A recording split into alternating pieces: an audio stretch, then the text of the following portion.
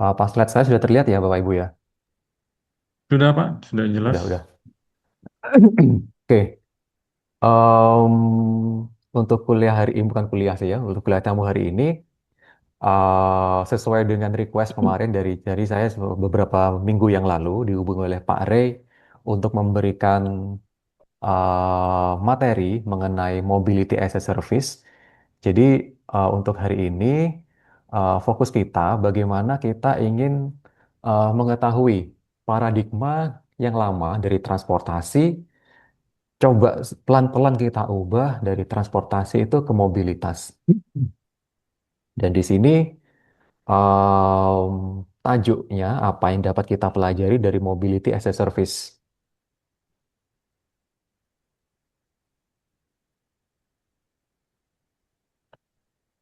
Jadi ini tadi sudah disebutkan oleh eh, Pak Ray.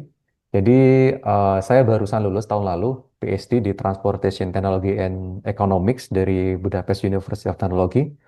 Dan kebetulan riset saya itu mengenai mobility as a service. Nanti akan saya coba jelaskan apa itu mobility as a service.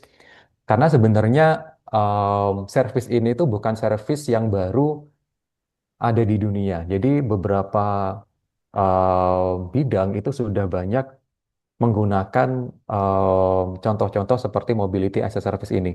Namun di transportasi ini merupakan satu hal yang relatif baru. Dan riset saya itu berkaitan dengan telephone behavior. Jadi bagaimana kita mencoba memodelkan perilaku pelaku perjalanan untuk bisa kita jadikan policy untuk meningkatkan sustainable transportation dan juga demand modeling. Bagaimana misalnya suatu new mobility service atau misalnya angkutan baru itu berdampak terhadap demand yang sudah ada. Dan juga kalau misalnya Bapak Ibu, teman-teman ingin menghubungi saya, bisa melalui email. Jadi bisa dua-duanya silahkan, potensi untuk riset, kemudian misalnya untuk pengabdian juga boleh.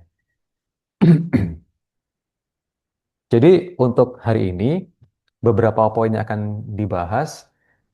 Yang pertama itu sebenarnya kalau kita bicara transportasi itu yang ingin kita pindahkan apa sih? Kemudian dari transportasi ke mobilitas itu bagaimana perubahan paradigmanya? Kemudian ketika mobilitas itu menjadi sebuah layanan dan juga nanti saya akan coba gali mengenai mobility as a service, bagaimana perkembangannya saat ini dengan berkembang dan juga nanti akan ada bagaimana MAS ini sudah mulai diimplementasikan di Indonesia. Dan yang terakhir kita bisa diskusi ya.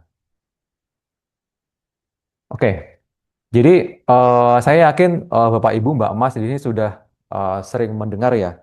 Sebenarnya kalau kita bicara transportasi, itu sebenarnya yang ingin kita pindahkan apa sih? Orang misalnya ke kantor. Ke kantor itu kan punya beberapa pilihan moda transportasi. Ambil contoh misalnya kita tinggal di Jakarta gitu ya.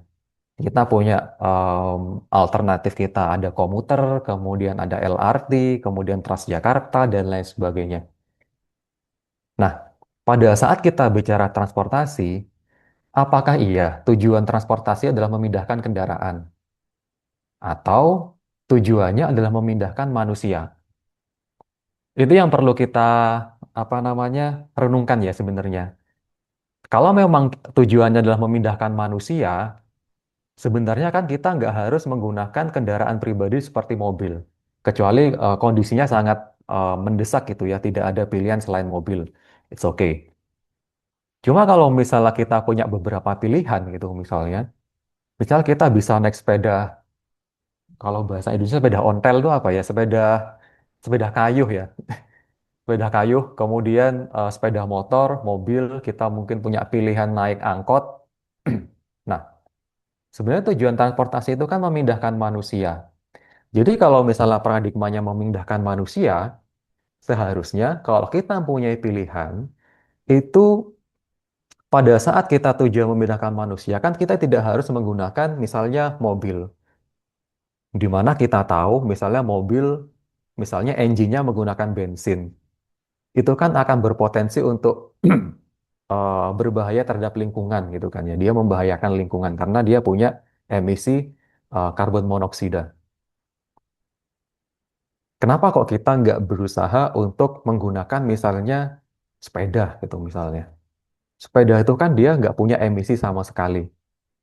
Sehingga kalau mindset kita memindahkan manusia, kita itu sebenarnya juga apa namanya berpikir bahwasanya dampak dari saya untuk bertransportasi itu bagaimana. Memindahkan manusia, as long as manusia bisa berpindah, itu kan sebenarnya bukan masalah sebenarnya. Asalkan infrastrukturnya jelas.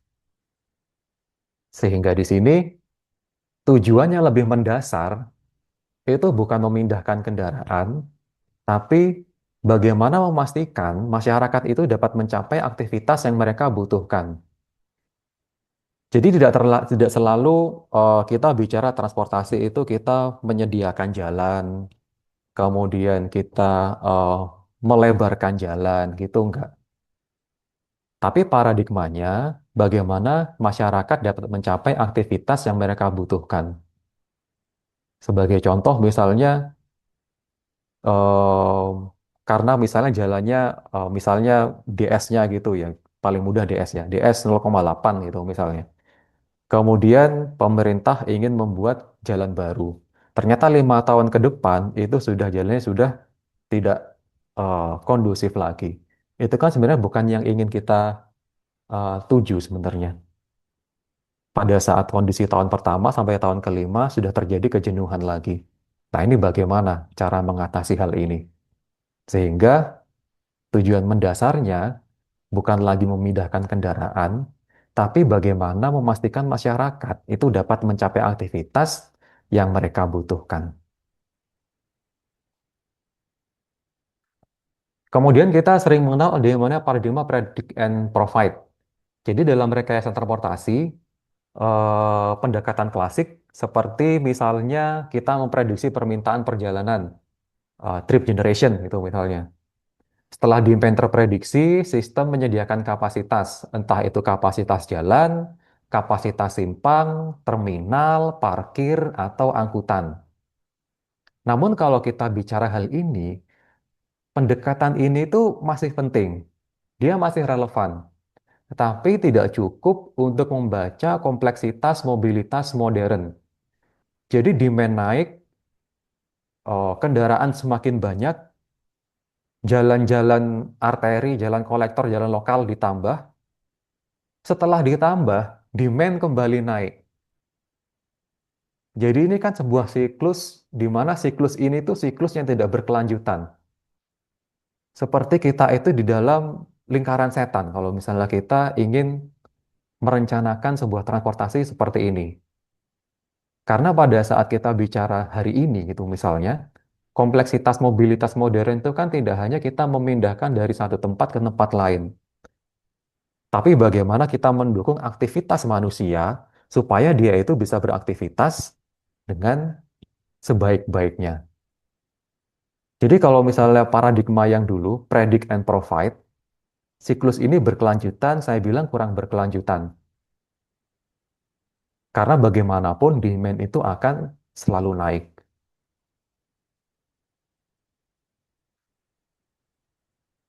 Jadi ini ilustrasinya. Ntar saya hide dulu floating meeting. Mengapa menambah jalan tidak selalu menyelesaikan masalah?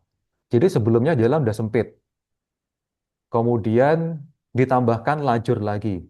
Ditambahkan lajur lagi. Awalnya 4 lajur 2 arah, kemudian jadi berapa? Satu, dua, empat, 8 lajur 2 arah. Kenyataannya hal ini tidak menyelesaikan permasalahan. Karena mengurangi kenyamanan sementara, sementara tidak mengubah akar kebutuhan perjalanan.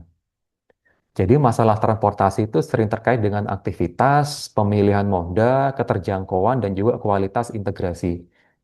Jadi jika sistem tetap berorientasi pada kendaraan pribadi, kebutuhan kapasitas itu akan terus bertambah. Makanya paradigma yang sudah mulai harus diubah, bagaimana kita itu mendukung aktivitas tanpa mengorbankan yang namanya akal sehat kita. Jadi kalau misalnya kita di sini itu kan ya, terjebak macet itu kan stressful gitu ya. Tapi kalau misalnya kita bertransportasi menggunakan angkutan umum, kemudian angkutan umumnya nyaman, kemudian kita menggunakan sepeda, lajur sepedanya aman, nyaman, itu kan akan meningkatkan well-being kita, sehingga kita lebih bahagia sebenarnya. Seperti itu sebenarnya. Jadi capacity is not the only answer. Kapasitas bukan satu-satunya jawaban. Jadi kita harus berpikir bagaimana mendukung aktivitas manusia.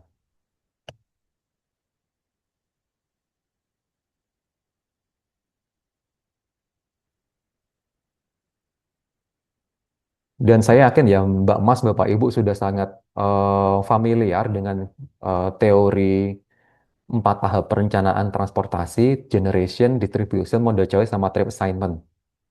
Yang perlu dipahami di sini, perjalanan itu adalah derived demand. Jadi sebagian besar orang itu tidak melakukan perjalanan demi perjalanan itu sendiri. Jadi perjalanan itu dilakukan karena ada aktivitas yang ingin dicapai. Misalnya bekerja, kuliah, berobat, berbelanja, rekreasi, atau bersosialisasi.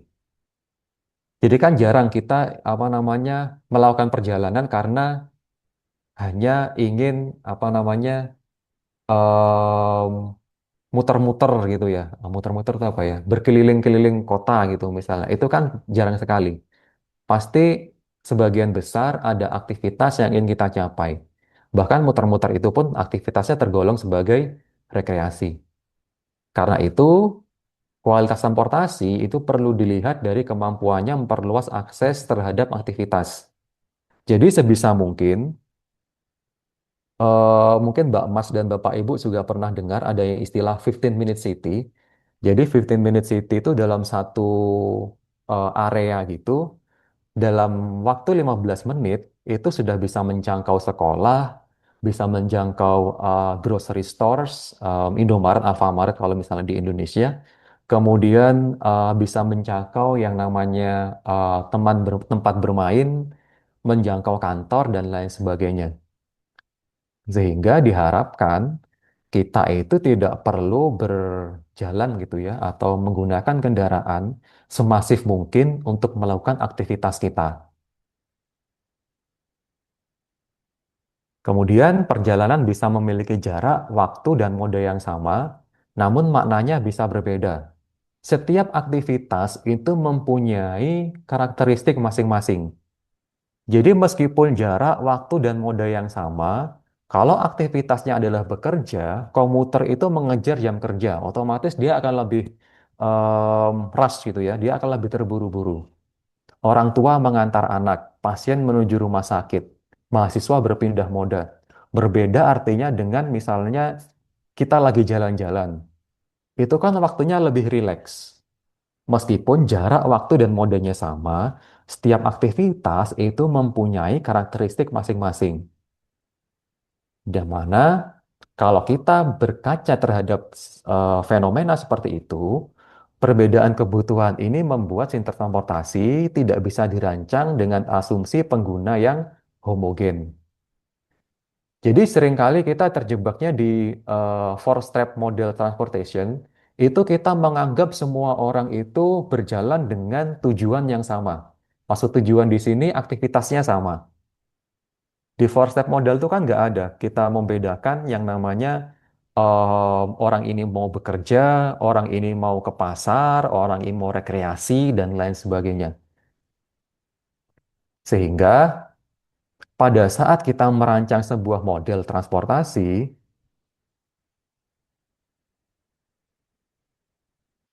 itu sebisa mungkin kita itu berasumsi bahwasannya pengguna atau apa namanya pelaku perjalanan itu tidak homogen.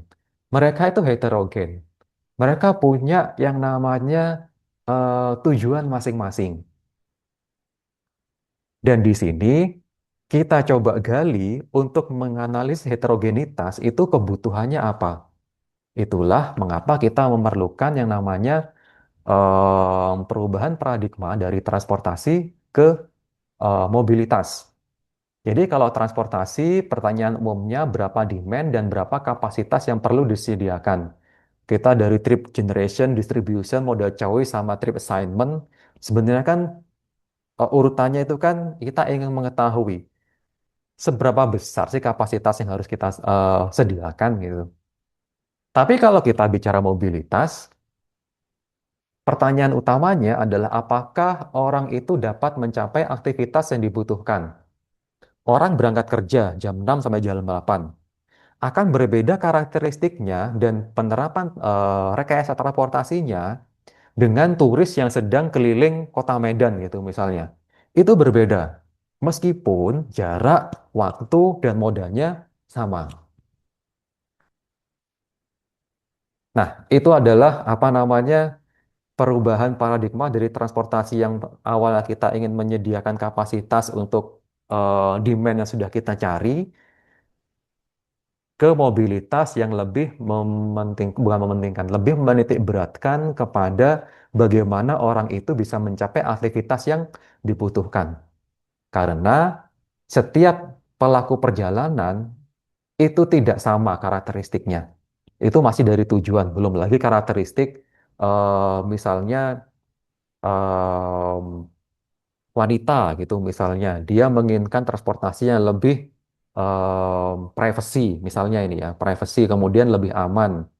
Kemudian belum lagi kita bicara penyandang disabilitas. Mereka pasti membutuhkan infrastruktur transportasi yang berbeda dengan orang-orang yang tidak mempunyai disabilitas. Hal-hal itu yang mendasari mengapa kita itu perlu mementingkan yang namanya bagaimana orang itu bisa mencapai aktivitas yang dibutuhkan. Karena sekali lagi, kebutuhan masing-masing pelaku perjalanan itu berbeda. Kemudian akses. Jadi pekerjaan, pendidikan, kesehatan, belanja, dan sosial. Jadi indikator akhirnya itu bukan hanya kecepatan. Oh, dari sini ke sini naik apa sepeda motor hanya setengah jam. Kalau naik sepeda, sepeda ontel, sepeda angin itu bisa sampai 1 jam gitu misalnya. Tapi di sini kita nggak hanya bicara kecepatan. Kita juga bicara yang pertama adalah aksesibilitas. Kenapa kok Anda harus misalnya ke grocery store yang 30 menit, sedangkan ada ada toko yang itu jaraknya bisa ditempuh dengan berjalan kaki selama 10 menit tuh misalnya. Kita kan benar harus memperbaiki aksesibilitas dari sebuah kawasan dan juga kualitas hidup. Sebenarnya kita itu kan apa namanya, em personally saya sendiri lebih prefer kalau misalnya saya itu tidak dikelilingi oleh kemacetan kendaraan gitu misalnya. Kita lebih suka melihat kota itu kan dia itu public transportasinya jalan, kemudian perpindahan dari moda transportasi menuju moda transportasi yang lain itu bisa lebih efektif, efisien.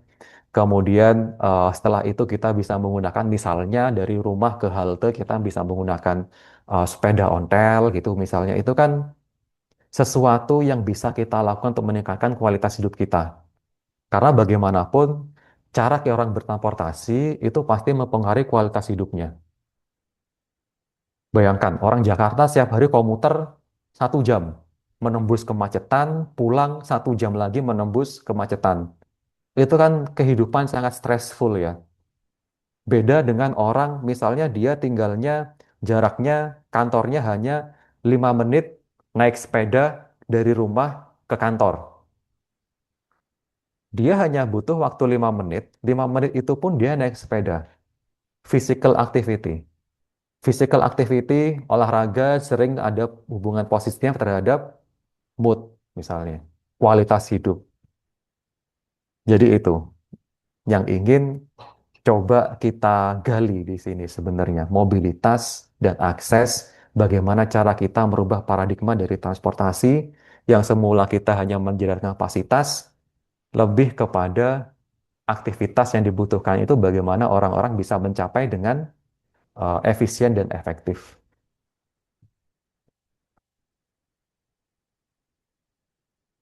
Kemudian adalah kompleksitas transportasi modern. Jadi kalau kita bicara kota modern ya kita ambil contoh Jakarta aja, nggak usah jauh-jauh. Jakarta itu tidak hanya memiliki satu atau dua moda. Jadi Bapak, Ibu, Mbak, dan Mas itu bisa memilih mulai dari MRT, LRT, komuter, Gojek, Grab, dan lain sebagainya. Nah, dari sini pengguna itu berhadapan dengan banyak moda transportasi dan semakin banyak pilihan itu tidak otomatis membuat perjalanan lebih mudah. Jadi contohnya misalnya em, Mbak Mas adalah seorang wisatawan gitu misalnya, berwisata ke Jakarta, mau naik komuter lain harus beli tiketnya komuter lain, mau naik Grab harus install aplikasi Grab. Kemudian mau naik Transjakarta menggunakan kartu yang lain. Jadi banyak pilihan itu tidak membuat otomatis perjalanannya lebih mudah.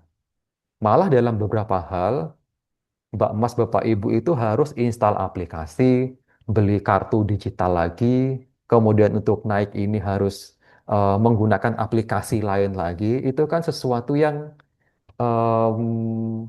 membuang energi. Dan masalah barunya adalah fragmentasi layanan. Jadi informasi perjalanan tersebar di banyak aplikasi. Itu yang membuat orang-orang em, ya udahlah saya naik mobil pribadi aja lebih mudah, nggak usah saya install banyak aplikasi karena di sini em, misalnya memori saya berbatas gitu misalnya. Dan pembayaran, tiket, rute, layanan tidak selalu terhubung. Setelah kita naik apa namanya komuter turun di suatu stasiun, setelah itu kita bingung naik ke sini mau naik apa ya, itu kan sering terjadi di pemikiran kita. Tiketnya berbeda, kemudian pembayarannya gardanya berbeda, itu kan sesuatu yang melelahkan. Sehingga di sini pengguna itu harus menyusun sendiri kombinasi perjalanan, terutama kalau misalnya turis gitu ya, dia kan nggak familiar dengan tujuan eh, di kota tersebut. Dia harus install banyak aplikasi. Kemudian terutamanya untuk perjalanan first mile sama last mile, misalnya dari hotel ke stasiun, dia itu ingin naik apa. Kalau zaman sekarang mungkin bisa naik Grab, tapi setelah naik Grab kan kita harus belajar dulu dari stasiun itu kita akan naik apa untuk ke tempat wisata kita gitu misalnya. Kita harus naik komuter, kita harus belajar bagaimana cara membeli tiket komuter dan lain sebagainya. Itu kan sesuatu yang melelahkan. Dan fragmentasi layanan ini itu sebuah hal yang sebenarnya bisa kita em, kendalikan asalkan setiap layanan itu tidak punya egosentris masing-masing. Jadi ada istilah yang namanya intermodality. Jadi intermodality itu kunci mobilitas modern. Pengertiannya secara umum, perjalanan intermodal itu berarti pengguna berpindah dari satu moda ke moda lain dalam satu perjalanan. Jadi misalnya dari rumah ke halte dia naik sepeda sepeda angin, kemudian dari halte ke halte yang satunya dia naik misalnya naik Transjakarta. Dari halte Transjakarta ini karena kantornya dekat dia berjalan kaki, itu adalah salah satu contoh dari perjalanan intermoda. Dan tantangan utamanya itu bukan hanya ketersediaan modanya, tapi kualitas perpindahannya juga. Jadi sering kita jumpai ya dalam sebuah misalnya dia dari intermoda dari stasiun kemudian ingin mengakses angkot gitu misalnya. Stasiunnya di sini ternyata angkotnya baru berhenti misalnya 1 kilometer dari stasiun itu. Itu kan sesuatu yang mendiscourage pelaku perjalanan untuk menggunakan moda transportasi tersebut.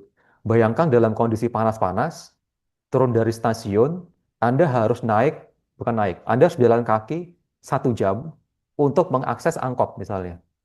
Itu kan sebuah hal yang tidak efektif. Makanya di sini tantangan utamanya itu bukan hanya ketersediaan moda, tapi juga kualitas perpindahan dari moda tersebut.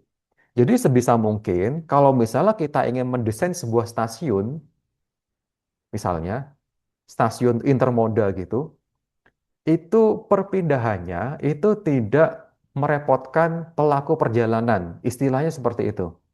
Jadi berjalan selama 3 menit sudah bisa menemukan angkutan lainnya gitu contohnya. Makanya di sini waktu tunggu, jarak berjalan, informasi itu yang paling penting. Jadi papan informasinya jelas. Misalnya angkot satu akan datang 5 menit lagi, itu kan membuat orang itu lebih percaya terhadap fasilitas dan layanan transportasi. Kalau misalnya Anda disuruh menunggu ketidakpastian gitu, ternyata angkotnya datangnya 1 jam kemudian, itu kan bikin kesel kan ya.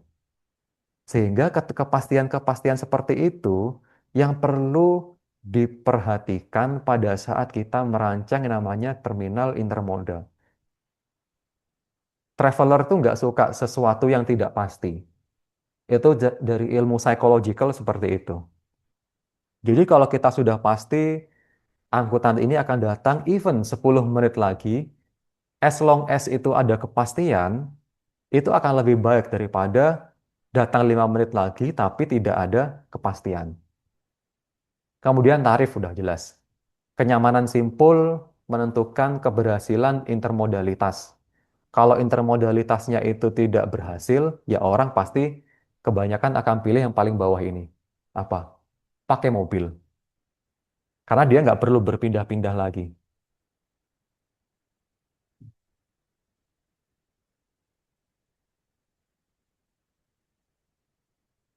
Oke, kemudian kita beranjak ke mobility as a service ya. Jadi dari awal kita bicara tadi mengenai intermodality, mengenai mobilitas, itu relevan dengan yang namanya mobility as a service. Jadi kalau kita lihat di diagram yang kiri, di kondisi sekarang, ini contohnya di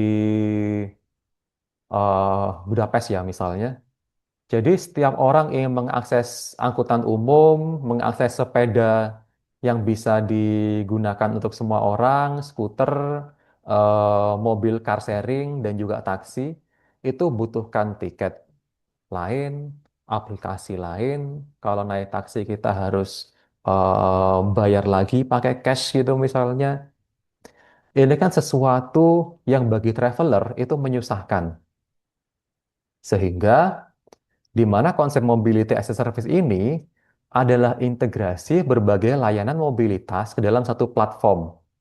Jadi kalau kita bicara ekosistem mobility as a service, beberapa moda transportasi, kalau di Jakarta misalnya LRT, MRT, dan lain sebagainya itu dijadikan dalam satu aplikasi, di mana di aplikasi itu kita bisa sudah melakukan routing dari rumah kita ke tujuan, itu namanya adalah proses routing.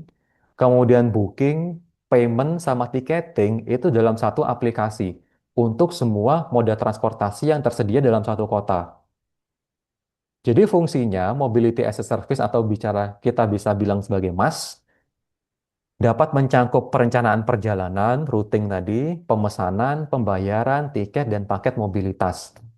Dan tujuannya itu adalah membuat perjalanan multimoda menjadi lebih mudah, fleksibel, dan juga berorientasi pada pengguna. Jadi pengguna itu bisa memilih moda transportasinya sesuai dengan preferensi mereka. Jadi tidak dibatasi, hanya saya ingin menggunakan angkutan umum misalnya. Setelah di stasiun kita naik apa? Nggak tahu gitu. Itu kan sesuatu yang merepotkan. Jadi konsepnya mobility as a service atau MaaS itu seperti itu. Dan MaaS itu bukan sekedar aplikasi. Jadi aplikasi itu hanya tampilan depan dari sebuah MaaS. Di belakangnya itu ada layanan transportasi, infrastruktur, sistem pembayaran, data, tarif, regulasi, dan kerjasama dengan antar aktor. Jadi kalau kita lihat di level ini saya ambil dari jurnalnya Yana Socor. Jadi no integration, single separate services. Misalnya setiap aplikasi dia punya, sorry, setiap layanan dia punya aplikasi masing-masing. Kemudian level satu mengintegrasikan informasi multimodal travel planner sama price info, tapi di sini hanya integrasinya informasi. Kita tidak bisa membooking trip, kemudian kita nggak bisa membayar dan lain sebagainya. Integrasi level 2 kita bisa booking dan juga payment, at least single trip nama kita memesan dan juga membayar sebuah perjalanan. Kemudian di level 3 ada integration of the service offer, misalnya bundling sama subscription, contracts, apa itu bundling nanti kita akan coba terangkan. Dan integration of societal goals, jadi policy sama incentives-nya bagaimana. Jadi contohnya misalnya setelah menggunakan MAS, kemudian kita diberitahu misalnya, dikasih tahu informasi, dengan menggunakan Mobility as a Service ini, kamu bisa menghemat misalnya CO2 0,02 kilogram gitu misalnya, ini misalnya ya. Sedangkan kalau kamu naik mobil, kamu akan menghasilkan polusi sebanyak misalnya 0,1 gram itu misalnya. Sehingga itu nanti bisa kita jadikan sebagai carbon insentif dalam hal itu. Dan tanpa ekosistem, yang namanya MAS hanya akan menjadi aplikasi tambahan dan tidak menyelesaikan masalah integrasi. Jadi intinya dari MAS itu adalah integrasi dari berbagai penyedia transportasi, layanan transportasi ke dalam sebuah satu aplikasi. Di mana di aplikasi MAS itu kita tidak hanya bisa yang namanya merencanakan perjalanan, tapi kita juga bisa eh, membayar, kemudian em, tiketing, kita sudah punya tiket untuk satu perjalanan itu menggunakan Gojek, menggunakan angkutan umum, kemudian naik Gojek lagi, itu dalam satu aplikasi tanpa mengunduh aplikasi-aplikasi yang banyak. Jadi kalau kita bicara emas, itu ada beberapa fitur yang perlu kita perhatikan. Tapi yang sebelum itu kita ke ekosistem emas dulu. Jadi ekosistem emas secara umum dia itu terdiri dari operatornya angkutan umum. Dari operator angkutan umum, kemudian kita juga bisa memasukkan beberapa private operator seperti operator bike sharing, skuter sharing, car sharing, juga taksi. Nah, dari situ ada yang namanya mass operator, di mana mass operator ini tujuannya adalah dia itu sebagai istilah sebagai broker ya. Broker dia itu penyedia aplikasi, dia yang membeli paket perjalanan dari operator ini, kemudian dari operator ini itu dia menjual paket perjalanannya kepada user. Ini kira-kira ekosistem dari Mas. Dan yang paling penting dari semua ini tentunya ada legislator. Legislatornya siapa? Itu tergantung dari kota masing-masing. Ada yang legislatornya adalah Department of Transportation, ada kemudian dari major office atau dari sisi pemerintah daerah juga ada, itu berbeda-beda. Dan dari Mas di sini, em, dulu saya pernah melakukan survei, beberapa fitur dari Mas ini yang paling diminati oleh pengguna itu ternyata bagaimana dia itu bisa menyediakan real-time information. Kemudian pembayarannya menggunakan mereka lebih prefer ke bank card online. Ini lebih apa ya, lebih diminati kalau di luar negeri sana. Tapi kalau di Indonesia sepertinya kita lebih prefer menggunakan kris gitu misalnya ya. It's okay, kita bisa kris bisa disatukan dengan emas tidak ada permasalahan. Informasi mengenai number of transfers, kemudian travel cost-nya bagaimana, application platformnya seperti apa, QR code ini seperti kita menggunakan kris dan lain sebagainya. Itu beberapa fitur dalam emas yang dia itu diminati oleh pengguna.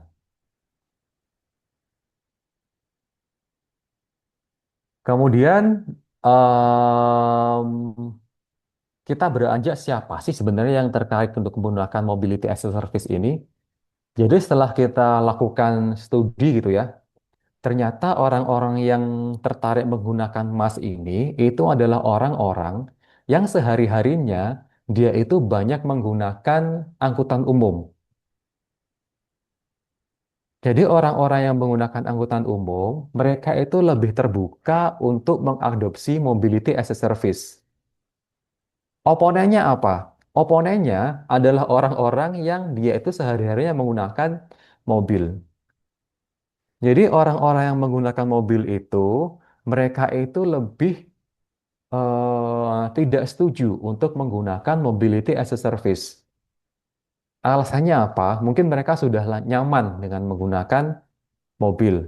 Mobil itu kan dari satu titik ke titik lain, dia hanya menggunakan satu moda. Sedangkan kalau kita menggunakan angkutan umum, itu kan mau nggak mau kita harus at least berjalan ke halte.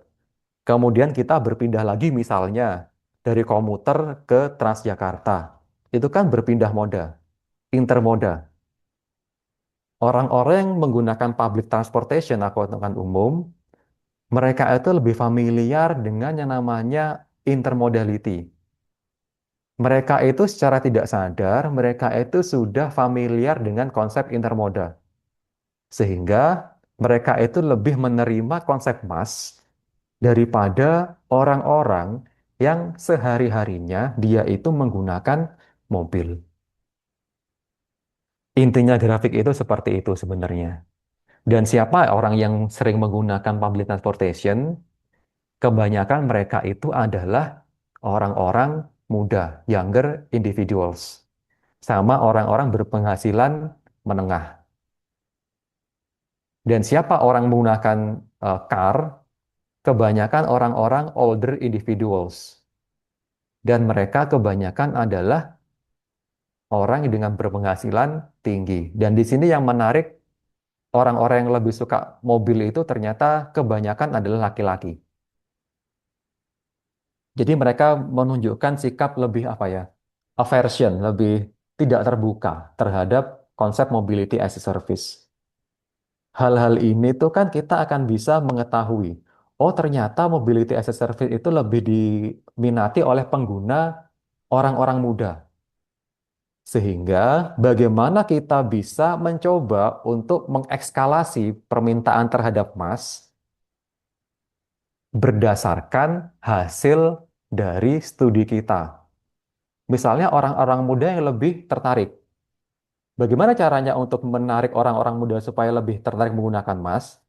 Itu kita bisa kasih misalnya yang pertama campaign misalnya di aktivitas orang-orang muda misalnya running festival gitu misalnya atau festival musik gitu misalnya. Campaignnya di situ. Bukan campaign misalnya ke em, grup pensiunan apa itu. Ah, itu kan berarti apa namanya nggak sejalan dengan hasil studi kita. Kemudian kebanyakan dia itu adalah perbangsilan menengah gitu misalnya. Apa yang bisa kita lakukan? Policy apa? Policy itu apa bahasa Indonesianya ya? Aturan ya, bukan aturan. Itulah pokoknya. Policy apa yang bisa kita lakukan supaya kita itu bisa menarik orang-orang supaya untuk tertarik menggunakan mobility as a service. Tujuannya sebenarnya seperti itu. Nah, sekarang kita berlanjut ke produknya dari mobility as a service. Kita mengenal ada yang namanya mobility bundle. Ketika mobilitas menjadi paket layanan. Tentunya Mbak Mas, Bapak Ibu kan sering berhadapan ya kalau misalnya kita membeli paket internet gitu misalnya.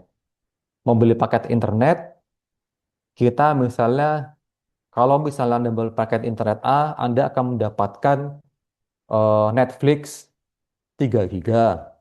Kemudian misalnya em, Spotify sebanyak 4 giga. Itu secara tidak langsung, itu adalah paket layanan sebenarnya. Jadi paket layanan ini itu sudah banyak dilakukan di beberapa bidang. Seluler sudah ada, kemudian di paket em, apa lagi ya yang ada ya? Misalnya Anda membeli paket dari paket wisata gitu misalnya. Untuk ke sini paket wisatanya akan mendapatkan makan siang, makan malam, hotel dan sebagainya. Itu menjadi paket layanan. Nah, kalau di mobility as a service kita menyebutnya sebagai mobility bundle atau paket mobilitas. Jadi paket ini itu bisa berisi misal dalam 1 bulan, ini misalnya, Mbak Mas, Bapak Ibu bisa menggunakan angkutan umum tidak terbatas, menggunakan bike sharingnya tidak terbatas, car sharing punya kredit 2 jam, scooter sharing punya kredit 1 jam. Dan di sini ada additional benefits. Ini sebenarnya untuk apa namanya meningkatkan ketertarikan orang-orang untuk menggunakan mobility as a service. Kita dalam 1 bulan itu menyediakan misalnya 1 kali voucher untuk shopping online shopping gitu. Misalnya Shopee kamu dikasih 10%. Kemudian 10% discount untuk gym membership gitu misalnya. Kenapa kita pilih gym membership sama shopping voucher? Karena kita tahu bahwasanya peminatnya dari mobility as a service itu adalah golongan-golongan muda. Kemudian riset menunjukkan paket harus bersesuaian dengan pola perjalanan karakter pengguna. Jadi bisa orang-orang itu nanti memilih moda transportasi yang dia inginkan dan nanti bisa dijadikan dalam satu paket perjalanan dalam 1 bulan. Jadi kalau selama ini kan kita menggunakan moda transportasi itu kan kita membayar, kemudian udah selesai gitu kan ya. Tapi kalau di Mobility as a Service Bundle ini, kita itu seperti membeli paket internet 1 bulan, kita bisa gunakan paket itu selama 1 bulan untuk bertransportasi. Istilahnya gitu, Mobility Bundle. Jadi beberapa orang itu setelah studi ada beberapa yang menunjukkan ketertarikan dengan Mobility Bundle. Jadi yang pertama orang-orang ya misalnya mereka itu berpikiran untuk menyelamatkan lingkungan gitu misalnya. Mereka orangnya lama lingkungan. Mereka suka memilah sampah misalnya. Kemudian mereka itu berpikir mengenai dampak lingkungan dari transportasi yang mereka gunakan. Itu mereka lebih mudah untuk mengadopsi mobility as a service bundles. Sehingga campaign kita sekali lagi dari hasil penelitian kita mempromosikan Mas ini itu sebagai pilihan yang lebih ramah lingkungan, supaya orang-orang dengan em, apa namanya awareness lebih tinggi terhadap penyelamatan lingkungan, mereka itu lebih memilih Mas daripada alternatif-alternatif lain yang tidak sustainable, seperti penggunaan mobil. Kemudian orang-orang yang memiliki pandangan positif ya terhadap transfer antara angkutan, mereka itu lebih mudah untuk tertarik terhadap Mas. Dan yang di sini, kalau kita lihat di grafik ini, justru misalnya lihat di sini. Ini saya asumsikan di sini sebagai orang-orang berpendidikan ya, minimal bachelor gitu misalnya.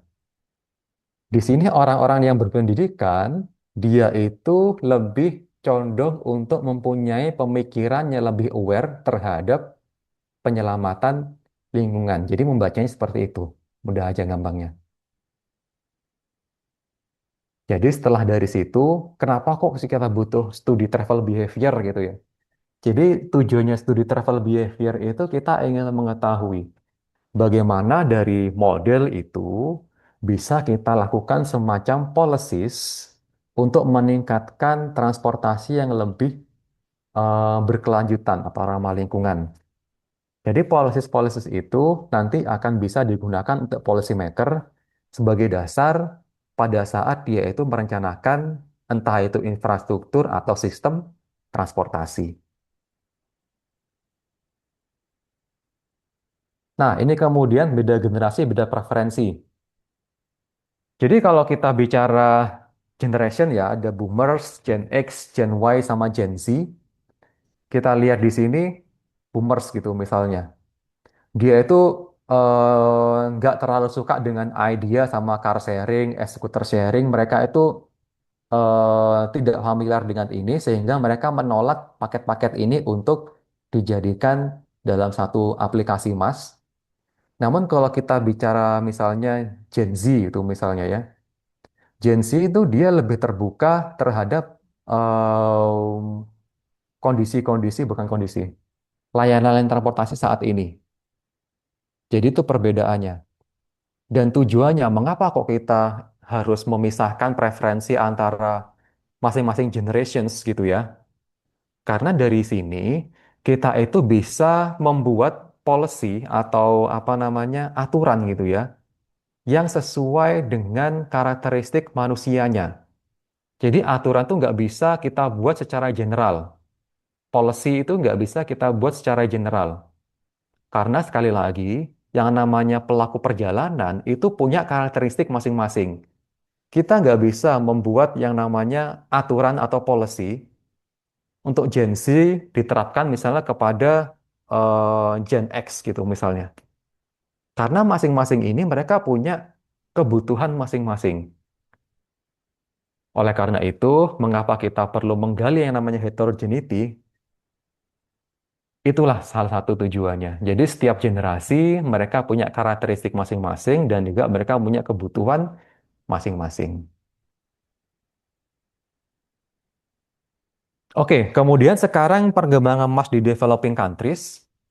Jadi untuk sekarang, ini bukan sekarang sih, tahun 2019, 7 tahun lalu. Dan saya rasa tidak banyak berubah sampai sekarang. Jadi pengalamannya masih, kalau Bapak Ibu lihat di sini, masih terkumpul di sini, di Eropa, kota-kota di Global North, US, Kanada. Sementara developing countries itu memiliki kondisi yang berbeda. Transportasinya informal, bajai gitu. Misalnya nggak tahu bajai masih ada apa nggak di Jakarta, sepertinya nggak ada. Kemudian becak, keterbatasan infrastruktur, dominasi sepeda motor, regulasi belum matang, dan kesenjangan digital. Oleh karena itu, kita memerlukan model emas itu perlu diterjemahkan ulang ke konteks lokal. Konteks lokal di sini tentunya adalah di Indonesia. Jadi perkembangannya kalau misalnya di developed countries gitu ya, di sini emas itu sudah bukan merupakan hal yang baru gitu ya. Tapi kalau misalnya di daerah yang global north, kalau kita tarik garis khatulistiwa misalnya di sini ya, dia itu masih belum terlalu familiar. Dan uniknya lagi, jadi satu studi yang dilakukan oleh peneliti dari Portugal, lalu lintas 10 kota menunjukkan bahwa pendekatan one size fits all itu tidak cocok tentu saja. Kita membutuhkan karena adanya mana heterogenitas dalam pemilihan moda transportasi. Dan uniknya, kota dengan sistem transportasi yang belum matang dapat memiliki ruang penerimaan mass lebih besar karena mereka itu merasa ketidakpuasan terhadap perjalanan existing. Jadi orang-orang pelaku perjalanan di kota dengan sistem transportasi yang belum matang, misalnya tidak ada angkutan umumnya itu cuma angkot yang datangnya tidak pasti itu misalnya, itu justru mereka akan lebih mudah untuk em, menerima emas karena mereka itu merasa tidak puas dengan kondisi layanan dari transportasi saat ini. Namun beda cerita, emas itu lebih dipandang skeptikal oleh orang-orang yang dia itu hidup di sebuah kota di mana transportasi sudah mapan. Misalnya di sebuah kota di Eropa gitu misalnya. Public transportasinya sudah terintegrasi, layanannya sudah 24 jam. Mereka bertanya, mereka sering bertanya kepada misalnya perusahaan mas gitu misalnya. Memangnya kalau misalnya menggunakan mas, apa nilai positifnya untuk saya? Nilai tambah apa yang bisa saya dapatkan dari sekedar saya menggunakan angkutan umum. Jadi orang-orang yang hidup di negara-negara yang transportasinya sudah sangat terintegrasi, justru mereka lebih kritikal. Mereka lebih kritikal terhadap mobility as a service ini karena mereka sudah relatif ya, sudah puas dengan kondisi layanan transportasi mereka. Oleh karena itu justru Mas ini lebih berpotensi, menurut saya lebih berpotensi untuk bisa dikembangkan di negara-negara, di kota-kota di mana transportasinya itu belum matang. Kemudian apakah Mas relevan di Indonesia? Jadi kalau kota-kota besar itu mempunyai perjalanan komuter yang kompleks dan multimoda, angkutan massalnya bisa berkembang, tetapi first sama last mile-nya masih menjadi tantangan. Dari rumah ke stasiun dia naik apa? Tidak ada angkutan umum misalnya yang reliable. Sehingga kebanyakan mereka menggunakan ride hailing atau istilahnya di sini ojek online. Menjadi bagian penting dari perilaku mobilitas harian, di mana integrasi rute, tarif, informasi, dan simpul perpindahan itu masih terus berkembang. Nah, mulai tahun 2022, itu Jakarta itu sudah punya yang namanya Jaklingko. Jadi di aplikasi Jaklingko itu at least Mbak Mas, Bapak Ibu itu bisa melakukan perjalanan dari satu tempat ke tempat lain, bisa membeli tiketnya itu untuk beberapa moda transportasi. Jadi nggak perlu kita beli tiket ini untuk komuter, tiket ini Transjakarta, tiket ini untuk Gojek dan lain sebagainya. Itu bisa terintegrasi. Jadi kalau kita bicara panduan tarif Jaklingko ini misalnya ya, kalau kita naiknya angkutan umum gitu, misalnya mulai dari komuter, MRT, LRT, asalkan masih berada dalam satu DKI Jakarta, mau naik apapun dan berapapun, berapa kali, cap fare maksimalnya 10.000. Ini kan sesuatu yang menarik ya untuk orang-orang. Daripada misalnya Anda berjubel di jalan, naik sepeda motor, naik mobil, nggak jelas jalannya mau kapan, bisa hemat bahan bakar, bisa lebih ramah lingkungan dengan hanya membayar 10.000. Itu kan sesuatu yang coba ditawarkan oleh pemerintah kita supaya mereka itu pelaku perjalanan bisa menggunakan angkutan umum lebih nyaman dan juga lebih efisien. Jadi embrio Mas di Jakarta adalah sudah ada, sebenarnya mulai tahun 2022 atau 2023 itu saya lupa, itu Jaklingko. Dan sampai saat ini sayangnya sepertinya hal ini itu masih terkendala sama yang namanya integrasinya. Jadi banyak traveler itu mengeluhkan dari stasiun mau berpindah ke halte Transjakarta harus jalan 600 meter. Ya kalau 600 meternya itu jalannya enak gitu ya, banyak pohon dan lain sebagainya. Kalau berjalan panas-panasan, di sebelahnya ada PKL, trotoarnya nggak ada, itu kan 600 meter berasa berjalan 2 kilometer kalau hal itu. Nggak menyenangkan. Itu sering banyak dikeluhkan oleh traveler-travelernya. Sehingga kita sebagai civil engineer, kita harus bisa beradaptasi dengan hal itu dan merencanakan bagaimana perpindahan moda itu bisa lebih nyaman. Dan apakah paket Mas ini diminati di Jakarta? Dan ambil dari studinya dari orang-orang ITB, 37% observasi memilih beralih ke paket Mas ini sekali lagi masih belum masih belum definitif angkanya, cuma dari studi aja. Namun di sini ini perlu digarisbawahi, minat terhadap konsep tidak selalu sama dengan keputusan nyata. Jadi seringkali mereka itu ditanyain, apakah kamu bersedia menggunakan Mas? Jawabannya ya. Besoknya dia naik mobil lagi.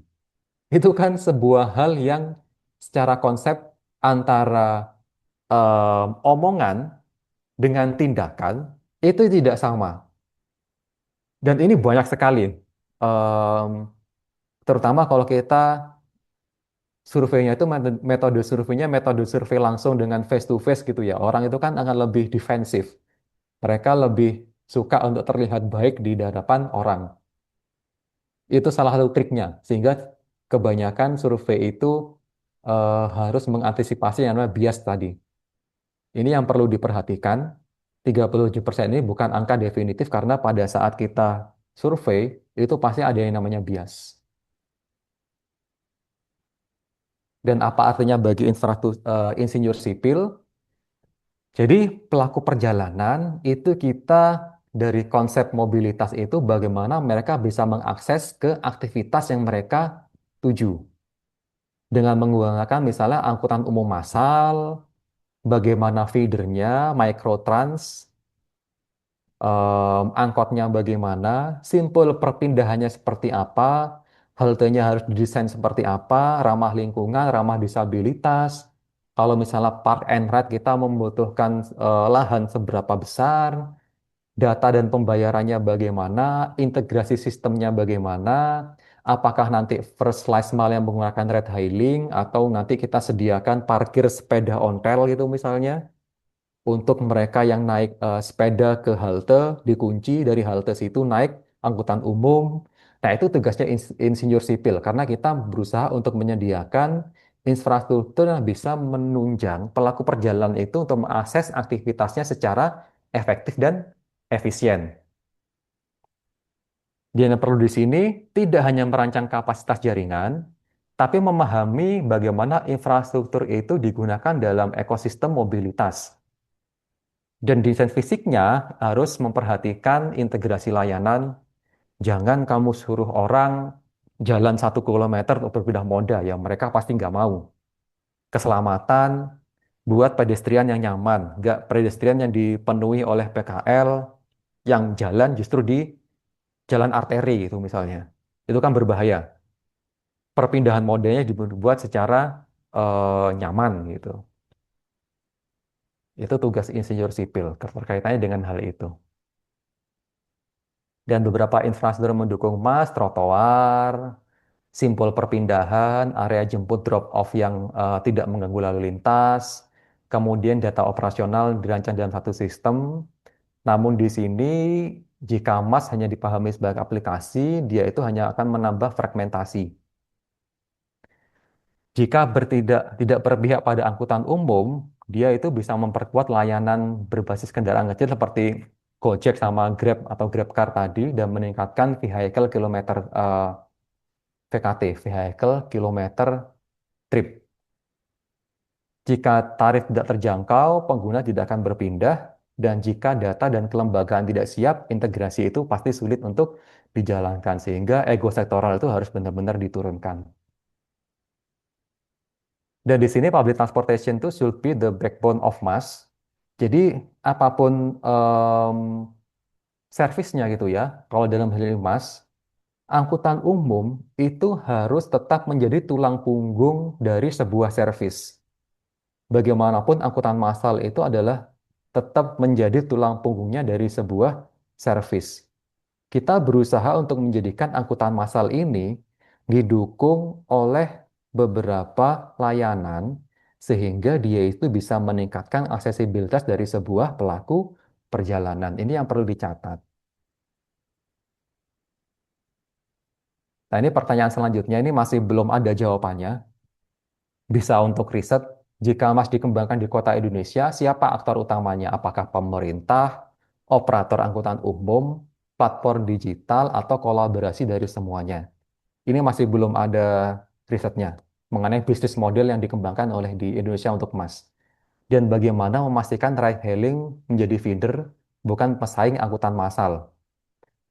Jadi ada beberapa kekhawatiran ya di beberapa studi bahwasanya Gojek, Grab, GrabCar itu bukan menjadi pendukung angkutan umum, tapi mereka menjadi pesaing angkutan massal. Itu kan sudah keluar dari kodratnya mereka sebenarnya. Kodratnya untuk ride hailing itu kan sebenarnya untuk mendukung angkutan umum dari rumah ke stasiun dia menggunakan Gojek. Dari stasiun dia menggunakan KRL misalnya. Bukan dari rumah ke tujuan ke kantor menggunakan Gojek. Kalau secara konsep ilmu itu sudah menyalahi kodrat sebenarnya mereka. Dan ini paradigmanya move people. Jadi kita memindahkan orang, bukan kita memindahkan mobil. Oke, terima kasih. Itu yang bisa saya sampaikan. Kalau ada pertanyaan bisa kita diskusikan. Silakan, saya kembalikan ke Mas Rey. Baik, terima kasih eh, Pak Willy ya. Oh, ini menarik sekali ini kalau saya dengar dari tadi. Jadi perubahan, jadi ada paradigma lama yang belum lengkap. Sekarang itu kita berpikirnya jauh lebih melebar sebenarnya kalau saya lihatnya. Jadi kita melihatnya bukan hanya sekedar infrastruktur, tapi ke orangnya juga sekarang tuh.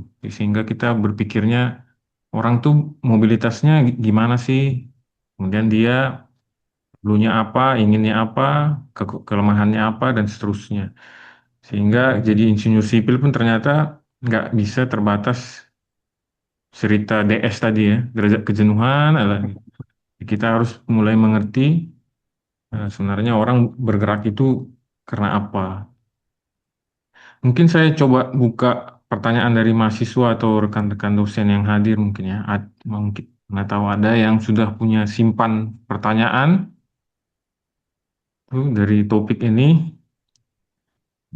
Jadi seperti yang disampaikan oleh Pak Willy tadi bahwa ini teknologinya sebenarnya tidak baru-baru amat, tapi mungkin bentuknya saja yang beda di Indonesia dan integrasinya nggak semaju yang ada di tadi yang global north yang tadi disampaikan di Eropa dan negara maju seperti Amerika.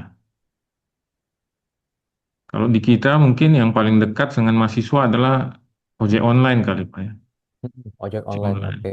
Iya. Atau kalau yang mungkin mahasiswa kurang eh, familiar itu kalau di Google Map juga kita bisa rencanakan perjalanan dengan berbagai moda kali. Dia cuma nggak bisa beli tiketnya aja. Betul. Dia bisa plan tripnya kan. Silakan, ada pertanyaan kira-kira dari mahasiswa. Ayo, ini yang tugas akhirnya di konsentrasi transportasi khusus kita datangkan. Kalau di Medan ada angkutan umum nggak, Pak Rey? Saya belum pernah ke Medan Ada, soalnya. ada Kalau ya. kondisinya seperti apa sekarang, Pak Rey? Kita ada angkutan umumnya itu angkot biasa ya, angkot, kemudian becak becak mesin, Mm-mm. cuma ojek nggak ada ya. Becak mesin lah paling, becak mesin dan angkot. Yang baru dikembangkan sekarang itu bus. Oke. Iya, bus. Jadi yang paling tua sampai sekarang itu angkot sih. Cuma angkotnya ini nggak formal sehingga bisa kita katakan juga para transit dia. Karena hanya rutenya aja yang formal, tapi kadang ongkos juga tidak tetap, jam operasi juga tidak tetap, tergantung supirnya aja. Iya, iya, iya. Permasalahan sama sih sebenarnya di banyak kota hal itu. Iya, Itu kan justru apa namanya menurunkan minat orang untuk menggunakan angkutan umum sebenarnya. betul, betul. Jadi angkot di Medan ini kan kalau sudah jam 7 malam tuh udah mulai sepi. Mm-mm. Ya, jadi padahal orang masih butuh misalnya kan, sehingga ya nggak bisa juga dipakai. Kalau di Jember, Di Jember lebih parah lagi, Pak. wah, Ya ada angkutan umum, cuma mereka udah nggak, orang-orang udah nggak mau naik angkutan umum karena kondisinya angkutnya udah tua, mobil tahun hmm, 90-an tuh masih dipakai, nggak ada air conditionernya dan lain sebagainya itulah. iya. Makanya ya, ya beginilah harus. Pernah ada studi atau survei itu mahasiswa skripsi misalnya? Udah. Jadi 10 tahun yang lalu sama 3 tahun yang lalu saya sempat terlibat juga di perencanaan angkutan umum di Jember. Kita Hmm, menggunakan BRT. Sudah kita studi potensi demand-nya, potensi rutenya seperti apa, kemudian angkutan pendukungnya itu bagaimana dan lain sebagainya. Ya, tapi kalau political will-nya nggak ada kan ya kita nggak bisa apa-apa. iya, benar. Kalau di Medan kemarin kita pernah skripsi mahasiswa itu salah satu yang justru paling tidak membuat tidak berminat ke angkot itu adalah supirnya. Oke. Supirnya kenapa, Mas? Ugal-ugalan. Tuh. Oh, Iya. Jadi hasil survei kita seperti itu gitu. Jadi mereka selain karena lama itu kan sudah pasti lah. Kalau public transport kan hmm. pastinya lama perjalanan. Cuma mayoritas itu kasih tahu bahwa dia nggak suka supirnya gitu. Kadang ugal-ugalan, kadang galak gitu. Oke, oke, oke, Itu oke, oke. menarik, menarik sih sebenarnya. Menarik itu sebenarnya untuk dilakukan studi sebenarnya menarik itu dari sisi travel behavior menarik itu. Iya, Tiap karena daerah kan punya karakteristik masing-masing. betul, betul. Karena kalau saya baca yang di Bandung itu nggak seperti itu ya. Mereka ya soal lamanya saja gitu, sering ngetem, Hmm. seterusnya. Kalau di kita itu kemarin dia inginnya supirnya itu seperti Transjakarta itu di dikasih pendidikan minimal gitu, kemudian dikasih pelatihan sehingga nggak ugal-ugalan, nggak galak. Iya, iya. Ini hal yang Itu baru juga. untuk saya. Ternyata Iya. nggak mau naik angkutan umum karena supirnya galak kita sama ugal-ugalan gitu ya. Iya. Oke, oke.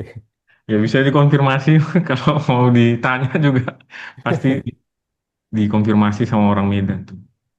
Iya, Pak iya, Sam iya, kira iya. ada pertanyaan Pak atau mahasiswa?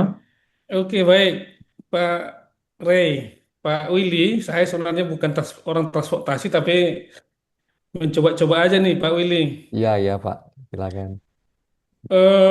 Kalau bisa saya simak tadi kan ini menggabungkan berbagai jenis transportasi ya, Pak ya, Mm-mm. terintegrasi untuk mencapai tujuan kita. Melihat kondisi kita Indonesia ini, Jakarta saja agak sulit untuk menerapkannya. Kira-kira kota-kota besar di Indonesia seperti Medan, Surabaya, Bandung, kira-kira memungkinkan nggak ini dilakukan, Pak Willy? Ya, ya, ya. Oke. Terima kasih, Pak Sam. Pertanyaannya berat ini, karena ini butuh studi sebenarnya pertanyaannya. Tapi coba saya jawab aja ya, sependek pengetahuan saya. Jadi,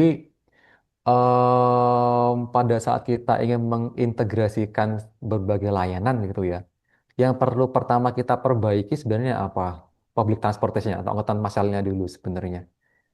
Jadi em, kalau kita kembali ke slide sebelumnya, angkutan umum itu seharusnya menjadi tulang punggung mobility as a service dari integrasi itu.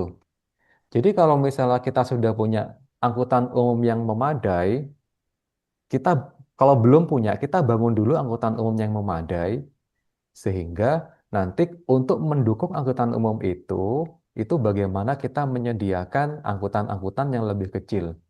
Kemungkinannya, sekarang kita lihat di kota-kota Surabaya aja. Surabaya itu kota terbesar nomor 2 di Indonesia. Tapi angkutan umumnya masih tidak menggembirakan.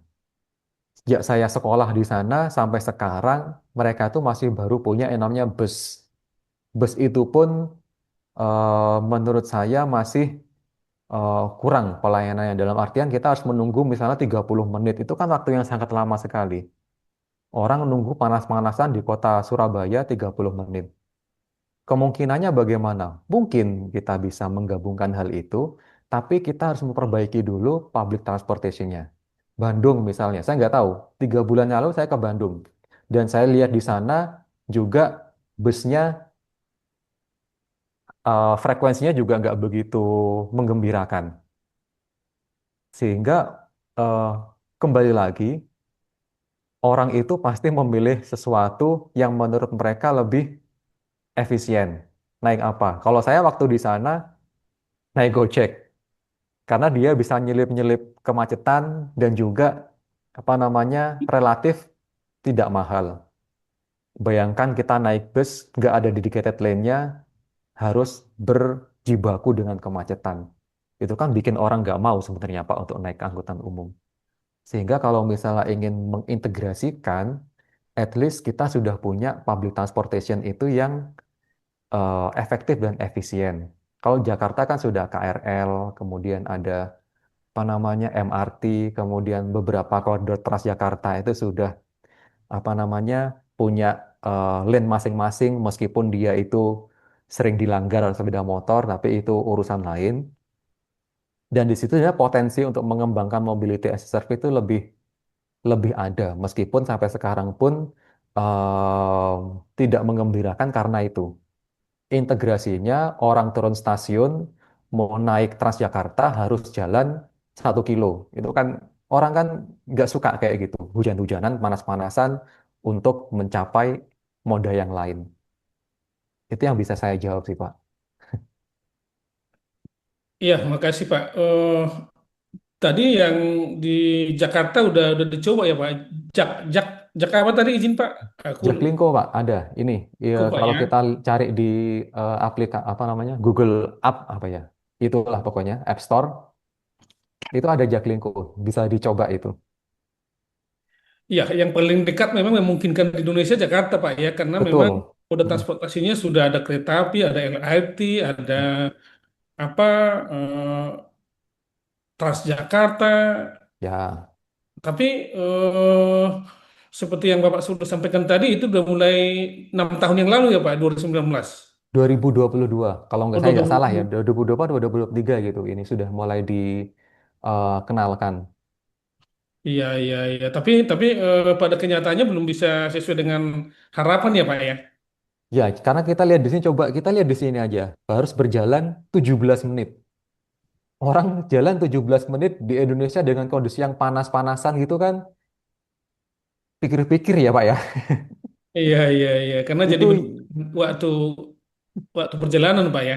iya betul. Ini harus berjalan 22 menit. Waduh, 22 menit saya jalan di kondisi Indonesia banyak polusi, panas dan lain sebagainya kan apa namanya membuat orang enggan untuk menggunakan hal ini. Iya, Gitu, iya. Pak.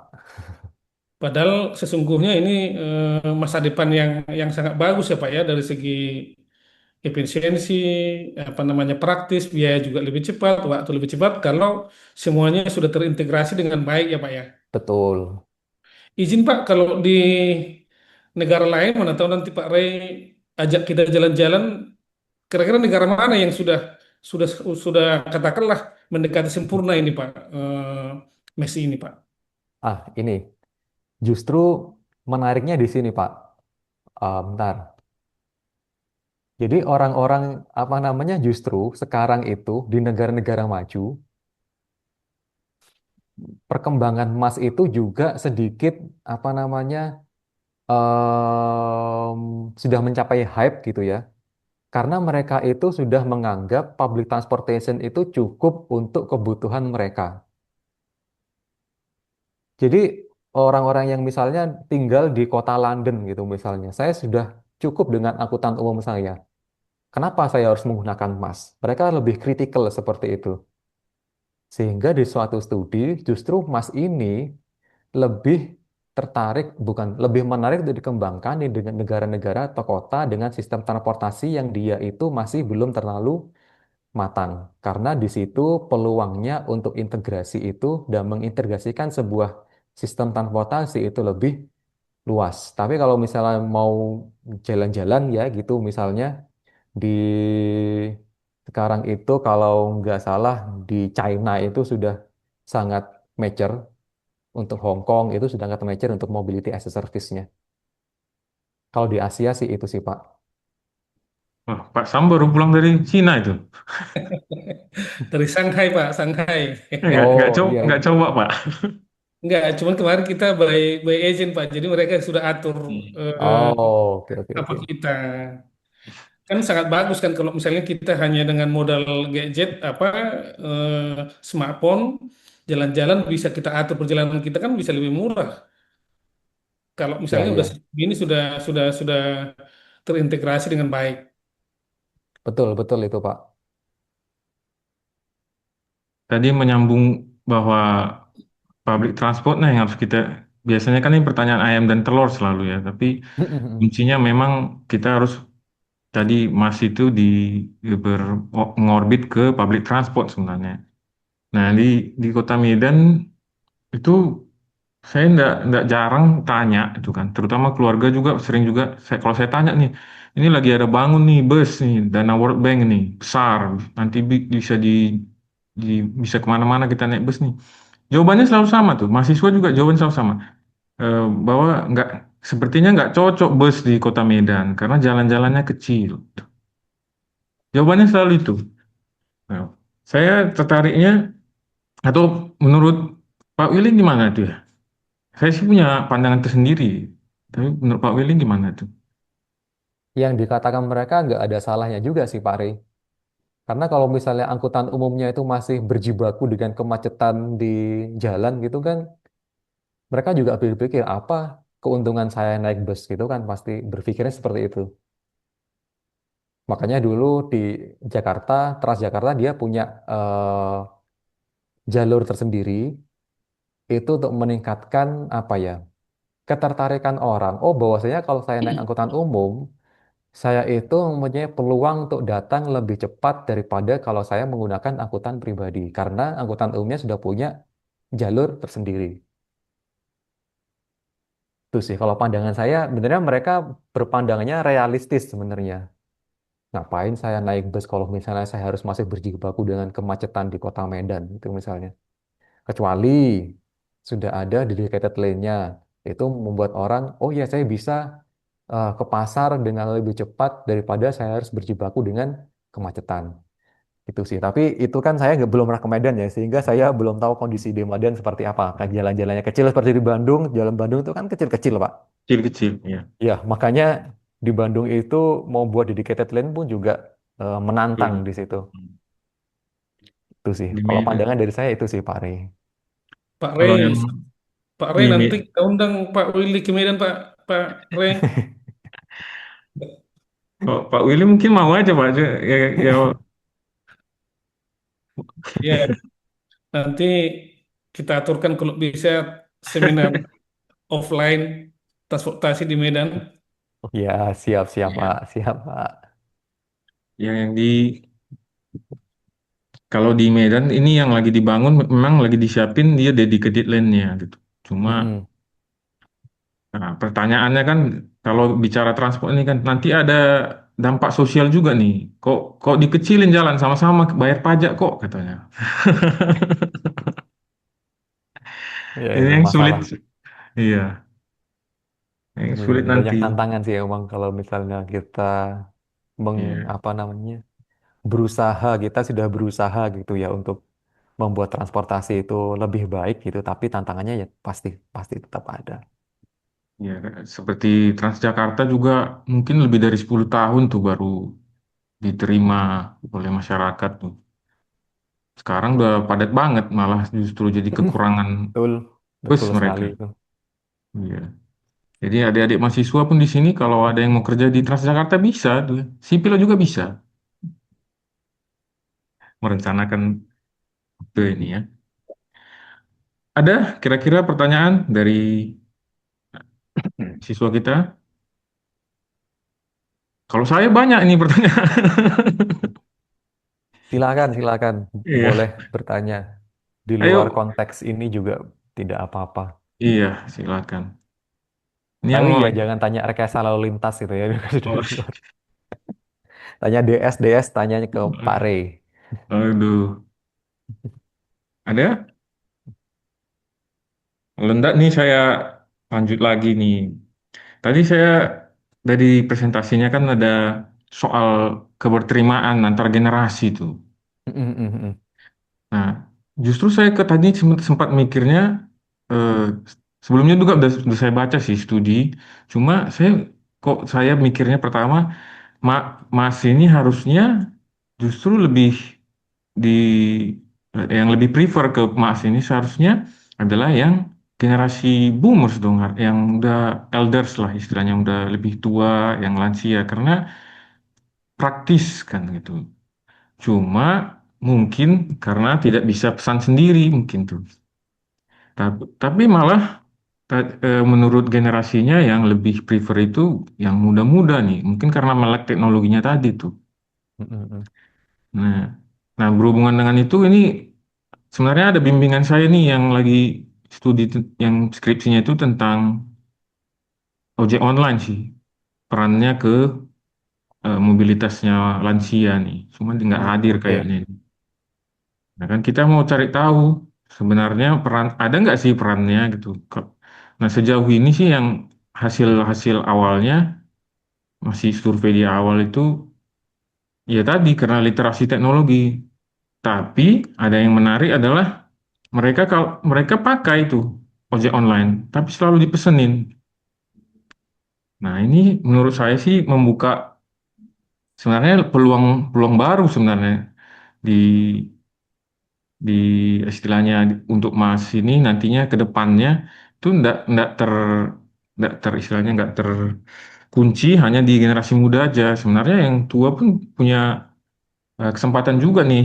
Hanya bagaimana kita eh, mendorong supaya yang bisa assisted lah istilahnya, bisa dibantu oleh orang lain untuk memesankannya. Itu mau share sedikit tentang itu sih. Iya, iya, iya. Saya juga setuju sih, Pak Rey ya. Jadi, kalau kita bicara emas ini kan tidak terpisah dari integrasi antar moda gitu ya. Orang-orang tua barangkali mereka sudah, apa namanya, tidak tertarik untuk berjalan antar berpindah moda. Itu kan sesuatu yang membutuhkan aktivitas fisik ya sebenarnya ya. Mereka membayangkan perjalanan intermoda itu sebagai sebuah hambatan bagi mereka. Tapi karena emas ini adalah sesuatu yang eh, kemungkinan besar membutuhkan yang namanya perjalanan intermoda, jadi mereka itu lebih tidak tertarik untuk menggunakan emas. Sehingga studi selanjutnya itu bisa digali. Bagaimana orang-orang dengan misalnya orang-orang berkebutuhan khusus, kemudian orang-orang tua, kelompok-kelompok yang istilahnya itu rentan dalam kondisi rekayasa transportasi, bagaimana bisa tetap mengakses emas sama dengan kondisi-kondisi yang lain, generasi yang lain, dengan pendekatan-pendekatan policy yang sudah kita lakukan dari sebuah studi. Itu sih, kalau pemikiran dari saya sih seperti itu. Bagaimana Mas bisa meningkatkan transport equity kalau dari em, istilahnya. Jadi nggak hanya berfokus Mas terhadap generasi muda, tapi bagaimana kita meningkatkan keberpihakan transportasi, penyediaan transportasi itu kepada orang-orang yang rentan. Itu sih. Tuh, setuju, setuju. Pak Charles, ada pertanyaan, ada mau gabung diskusi Pak? Pertanyaan atau apa, komentar? Mahasiswa Oh, kita masih oh, malu-malu ini Pak. kar- iya karena ada tamu tadi Pak Rey. Oke Pak, Belum ini ada tamu. Silakanlah, silakan aja Pak Willy yang Pak Rey. siap, Nanti siap, siap nanti Pak. ke depan kita berdiskusi. Bahannya nanti bisa diberikan nanti Pak Rey. Iya Pak, Oh iya iya Pak. ya Pak, iya ya Pak.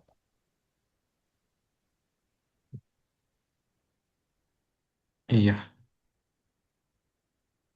Ini yang mahasiswa hadir mahasiswa semester mulai awal sampai akhir ya Pak Ria?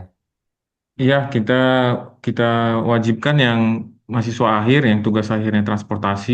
Hmm. Kemudian ini mayoritas ini tahun kedua lah, tahun kedua, sebagian tahun ketiga. Iya, karena mata kuliah dasar transportasi kita di semester 3 tuh, jadi saya wajibkan yang tahun kedua ini untuk ikut ini. Kalau di Jember justru yang paling banyak peminatnya itu manajemen konstruksi. Oh, Justru mereka mereka lebih banyak kalau kalau yang transportasi itu peminatnya nggak begitu banyak sih kalau di Jember sini. Justru mereka Hmm. lebih tertarik manajemen konstruksi sama struktur. Struktur mungkin sudah biasa ya dia jadi apa iya, namanya primadona di bidang sipil gitu. betul, betul. Dibilang apa barusan hubungi Pak Mita. Saya melihat ini peta yang Mas tampilkan ini di depan nih kan, tuh adik-adik mahasiswa juga, berarti Hmm. kita ini punya banyak peluang nih sebenarnya. Jadi tidak usah bingung kalau mau cari Oh, topik setuju skripsi sama sebenarnya. Mitra. Ini peluangnya banyak sebenarnya nih. Tinggal dari yang disampaikan Pak Willy di sini kan bisa coba pikir-pikir di rumah kira-kira apa ya yang menarik yang bisa, karena sebenarnya enggak, studi-studi di luar itu ya konteksnya di mereka gitu. Enggak bisa kita berlakukan di kita juga. Apa yang bisa betul. kita studi di sini gitu kan? Apalagi kita itu banyak yang informal ya Pak ya, yang seperti Mm-mm. tadi Banyak beca. yang Kalau di informal Jember itu. masih ada beca Pak, Masih. sih ya. Di sini yang dayung pun Masih masih ada, ada. Apa, Pak? masih becaknya dayung, masih belum pakai mesin. Oh iya, becak kayu Iya, itu. Heeh. Ada, iya, ada. masih ada. Masih ada itu di Jember masih ada. Oh Justru masih ada itu juga. transportasi sustainable loh, Pak. Oh, Dia nggak pakai mesin loh. pakai mesin ya, masih sepeda-sepeda. Di sini sudah ada juga masuk tuh bajai, Max Ride. Ah, oke, oke, oke. Nah, Kalau ojek online masih belum ada, Pak, atau sudah ada? sudah Sudah ya, udah banyak. lama itu ya. Iya, Gojek, Grab, ada Hmm. yang warna kuning apa itu? Maksi. Eh, Maxim, iya. Ah. InDrive juga sudah ada masuk. Oh, banyak ya udah ya. Banyak, cuma saya sih perhatikan regulasinya yang kurang ya. Jadi mereka masuk-masuk aja semua tuh. Mm-mm, Regu- mm-mm. Kompetisi-kompetisi aja seperti pasar terbuka aja gitu. Iya, iya, iya, iya, iya. Sehingga angkot pun makin lama berkurang. Cuma Nah, bedanya itu loh. dengan di Jember tadi Pak Willy bilang, di sini angkot masih bagus-bagus. Oh, oke. Iya, bahkan ada yang baru-baru mobilnya. Hmm. Iya, cuma Kalau di sini penumpangnya memang 90-an jauh. mobilnya. Kalau di sana Innova gitu ya, jadi angkot ya. Enggak, sama sih dengan yang di Bandung juga. Saya nggak tahu tipenya apa itu.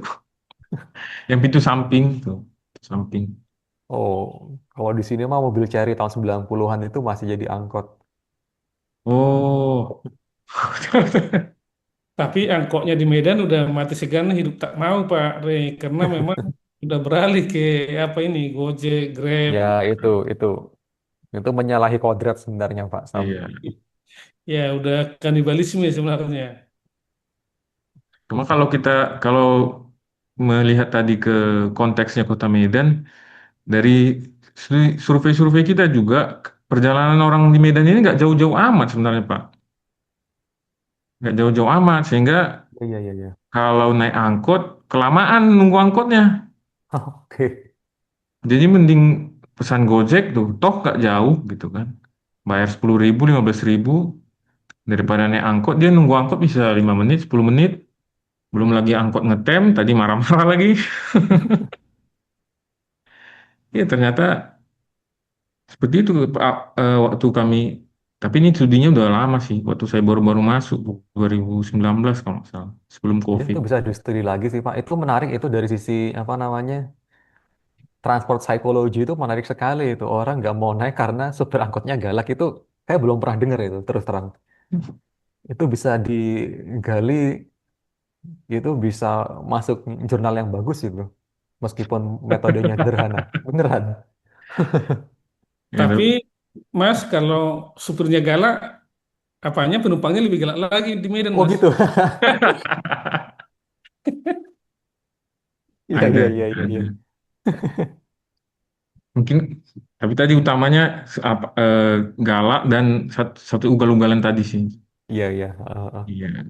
Jadi seperti lagi di sirkuit F1 kalau di Medan. Iya. Itu bisa Ya, dikonfirmasi. Mungkin nanti kalau ada kesempatan jalan-jalan naik angkot di Medan bisa buat vlog Pak Will ini. Atau baru Oke, oke, kerasa. oke, oke.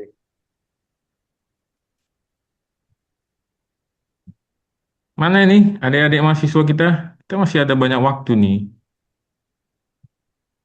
Sudah, ayo Yolando. Hmm, Bimbingannya Pak Ray mungkin mau tanya. iya. Tadinya mau saya suruh tanya nih yang bimbingan saya ojek online tadi, cuma mungkin lagi di apa ya di rumah keluarga ya. Ini ya, ada bimbingan saya nih Yolando ini pakai teori psikologi untuk merencanakan kebijakan nih, Mm, kebijakan mm. motor listrik. Oh, oke, motor listrik. Ya, ya, ya, ya, ya. Iya, itu pun hasilnya ada yang menarik juga tuh. Ternyata ada juga pengaruhnya suara bising motor tuh. Kalau motor listrik kan nggak ada suaranya Gak ya ada ternyata. suaranya, betul. Iya, jadi ternyata ada pemotor itu yang bilang dia masih suka dengan suara motornya. Itu kadang-kadang nggak kalau kita engineer kan nggak terpikir sampai situ Gak ya. terpikir seperti itu. Iya, iya. Jadi Ya bisa juga sih. ya dia apa apa yang membuat membuat nggak tertarik tuh dengan motor listrik. Kita tanya pertanyaan terbuka gitu kan. Dia bilang saya suka suara motornya brong-brong katanya. Motor listrik nggak ada suaranya gitu. Jadi bukan soal baterainya, bukan soal harganya. Dia bilang saya suka motornya katanya. Suara motornya ya. Lebih terasa untuk naik motor mungkin, Pak. Iya, Kalau naik mungkin, motor listrik tuh kerasanya kita seperti naik apa ya? Aneh mungkin mungkin menurut mereka aneh mungkin sebuah mungkin. kebiasaan aja sepertinya kayak gitu. Iya. Dan menariknya itu alasan yang cukup dominan gitu. Jadi hampir semua bilang itu suatu hal yang penting gitu. Ah, oke. Itu kan menarik apa di konteks berbeda di kota lain sama atau enggak kan itu bisa jadi pertanyaan juga tuh. Tapi Iya, iya, iya. pengalaman di Shanghai kemarin kan Pak Rey, itu Ya Pak? 75% itu udah motor listrik loh Pak. Ya, Cina Pak ya. Ya udah semua itu baik angkutan massalnya, angkutan umumnya, mobil pribadinya itu udah mobil listrik semua itu. Makanya memang mereka apa namanya itu sangat sangat apalah sangat bagus lah saya pikir. Polusi nggak ada, lebih murah ya kan, nggak nggak ada lagi masalah dengan Selat Hormuz ya kan ke depan. Iya. Tapi balik ke pernyataan di awal Pak Willy tadi Pak tuh biasanya memang political will. Kalau di Iya Cina kan tuh satu komando tuh dari atas. betul, itu aja. Jadi memang ada ada untungnya juga sih sistem pemerintahan mereka yang otoriter itu ya. Iya, Pak. Jadi satu komando dari atas sampai ke bawah nggak ada yang bisa bisa ngelak, wajib. Iya. Iya, iya. Kalau Jadi, komandonya bener ya bener sih, Pak. Iya iya. Pak. Kebetulan komandonya untuk ini saya pikir benar Pak. Iya, iya, iya. Cina itu sudah mengungguli semua negara di aspek teknologi sebenarnya. Betul Pak, betul.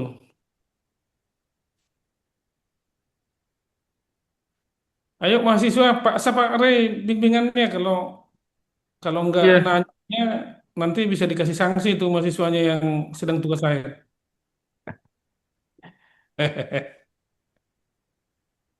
Ayo, silakan. Yang 2021 ini juga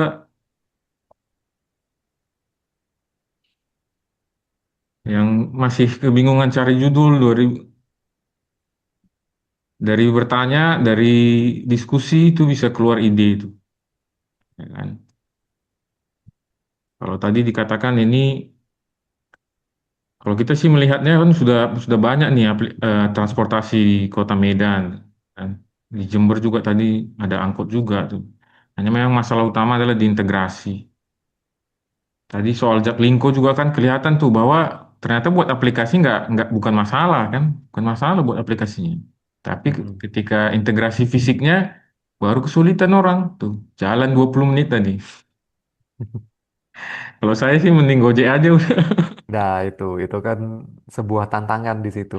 Iya, Integrasinya itu bagaimana insinyur sipil itu merencanakan integrasi dia itu yang sekiranya tidak merepotkan pelaku perjalanan gitu istilahnya. Istilah iya, gampangnya gitulah Pak Arya. iya. Jadi sebelum adanya fisik tuh kan, kita kan kalau CS1 memang diajarin tuh bagaimana rencanakan fisik, desain gitu kan, desain jalan, desain terminal. Cuma ternyata ada hal-hal yang di luar engineering itu yang harus kita pertimbangkan juga nih. Atau orang jalan jauh kali, jauh-jauh nggak mau. Atau ini Bu Lucy ada nih. Bu Lucy biasanya banyak pertanyaan-pertanyaan filosofis nih. Halo Bu Lucy.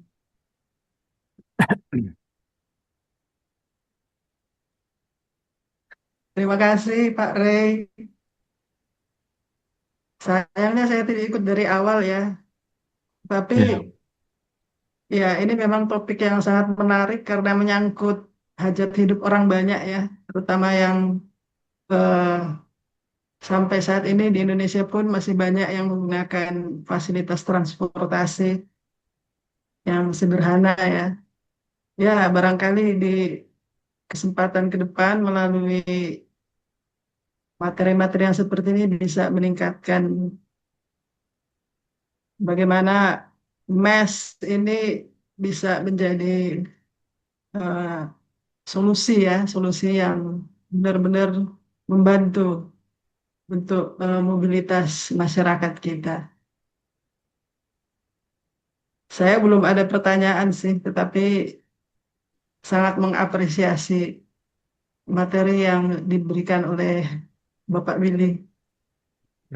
Terima kasih Ya, Bu itu Lucy. aja dulu. kalau mumpung di sini pertanyaan selanjutnya kan, kalau saya sih supaya berkaitan juga dengan adik-adik kita, adik mahasiswa ini, ini kan eh, menurut Pak Will ini ya, kita masuknya ke sini supaya kita bisa implementasikan merencanakan transportasi yang lebih berkelanjutan ini sebagai orang sipil tuh lebih bagus dia memulainya dari mana tuh Pak ya? Apa terjun ke pemerintahan atau bangun usaha nih? Ini kan kita sebagai istilahnya pembina mahasiswa nih kan, kita tuh pengen juga nih mereka ini berperan nantinya setelah kerja itu menginfluence, ya kan? Nah, sebaiknya kita sarankan dia itu atau kita arahkan rekomendasinya itu ke pemerintah kah atau buka usaha seperti Gojek kemarin itu kan atau masuk ke BUMN dan seterusnya, operator. Nah, menurut Pak Willy gimana? Oke. Pertanyaannya sulit sekali Pak Rey ini.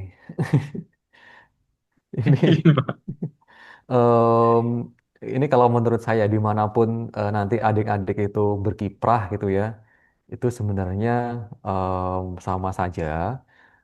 Tapi kalau misalnya mindsetnya itu sudah mindset transportasi berkelanjutan, dimanapun berkiprahnya itu kita bisa apa namanya berkontribusi untuk hal itu. Jadi dimanapun, asalkan mindsetnya misalnya kita membangun sebuah kota, mindsetnya adalah transportasi berkelanjutan, mau di pemerintahan dari sisi pengambil kebijakan, ataupun dari eh, dinas perhubungan di sisi perencanaan transportasinya, jadi akademisi untuk membantu policy maker untuk membuat sebuah kebijakan. Itu menurut saya dimanapun adik-adik nanti berkiprah, asalkan mindsetnya itu sudah masuk di mindset sustainable transportation, bisa kok untuk berkiprah dan berkontribusi dalam hal itu. Gitu sih. Kalau menurut saya sih gitu, Pak Rey. Jawaban saya normatif. Ya, terima kasih Pak Willy. Jadi jawaban saya juga sebenarnya sama, sama gitu. Memang mindsetnya makanya maka maka saya undang Pak Willy ini kan. Jadi kita pengen saya sih inginnya mahasiswa bisa tertular bahwa mindset kita itu harus di setting dulu dari sekarang. Nanti mau kerja di mana itu bisa mengikuti gitu. Hmm. Masa depan kita kan memang transportasi berkelanjutan ya Pak ya. Karena bangun jalan itu kan pasti ada habisnya nanti, nggak muat lagi. Nggak ada habisnya bangun jalan tuh nggak akan ada habisnya. Iya, Kita iya. maksudnya ya kita memindahkan orang, kita mindset memindahkan orang, bukan memindahkan mobil. Betul, betul. Karena kalau eh, apa tadi saya terputus pikirnya. Kalau sebenarnya kan kalau pekerjaan fisik ya, ya memang jadi kalau bangun jalan jadi ada kerjaan kita gitu. Tapi tapi untuk jangka panjangnya kan, ya kan ada hal-hal yang sifatnya untuk anak cucu kata orang kan. Ya, ya, betul betul itu Pak Ari. Ya angkutan umum kita gampang aja lah, angkutan umum bus gitu, dalam satu bus bisa menampung 40 orang itu misalnya. Untuk ruang yang sama, untuk mobil itu paling hanya cuma bisa untuk 6 orang gitu. Itu kan sesuatu hal yang tidak sustainable kalau misalnya kita bicara seperti itu. Kita bandingkan secara mudah aja. Kalau kita menggunakan mobil, kita juga memindahkan mobilnya. Tapi kalau kita menggunakan angkutan umum, kita benar-benar memindahkan orangnya. Mobilnya kita tinggalkan di rumah, kita naik angkutan umum. Angkutan umum kan nggak akan ikut dengan kita sampai ke kantor dan sebagainya. Kita memindahkan orang, bukan Iya, memindahkan mobil kita. Itu sih mindsetnya. Ya di chat ada yang chat ya satu ya. Oh daftar hadir. ya. Silakan kalau menarik sih ini. Saya nanti kalau saya tanya terus, gak siap-siap kita ini. Oke, ayo Yolando. Skripsinya tentang apa ini Pak Yolando ini? Ojek Yolando, tadi. Ya Pak, saya ingin bertanya Pak. yuk. Silakan. Mana kameranya?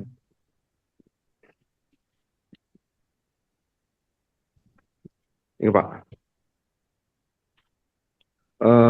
saya ingin bertanya Pak. Perkenalkan nama saya Yolando Gapa Sihotang.